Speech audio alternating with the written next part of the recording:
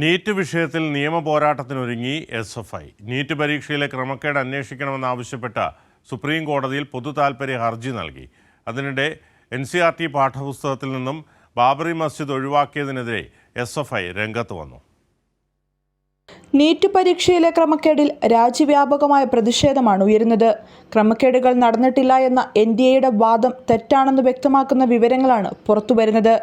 രണ്ടിടത്ത് ക്രമക്കേട് നടന്നതായി കേന്ദ്ര വിദ്യാഭ്യാസ മന്ത്രി ധർമ്മേന്ദ്ര പ്രധാൻ വ്യക്തമാക്കിയിരുന്നു.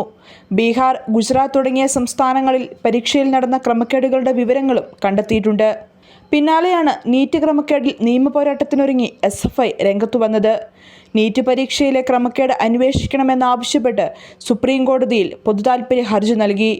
SFIക്ക് വേണ്ടി അഖിലേന്ത്യാ ജോയിന്റ് സെക്രട്ടറി ആദർശം സജിയാണ് ഹർജി നൽകിയത്. അതിനിടെ NCERT പാഠപുസ്തകത്തിൽ നിന്നും ബാബറി മസ്ജിദ് ഒഴിവാക്കിയതിനെതിരെയും SFI അഖിലേന്ത്യാ കമ്മിറ്റി രംഗത്തു വന്നു. വിദ്യാഭ്യാസ മേഖലയെ കാവ്യവൽക്കരിക്കാനുള്ള BJP നീക്കത്തെ ചെറുത്തു തോൽപ്പിക്കുമെന്നും സിലബസുകളെ കാവ്യവൽക്കരിക്കുന്ന നീക്കം തടയുമെന്നും SFI ചൂണ്ടിക്കാട്ടി. NCERT പാഠപുസ്തകം പുനഃപരിശോധിക്കണമെന്നും രാജ്യത്തിന്റെ യഥാർത്ഥ ചരിത്രത്തെ വളച്ചൊടിക്കരുതെന്നും SFI ആവശ്യപ്പെട്ടു. കൈരളി ന്യൂസ്, ദില്ലി.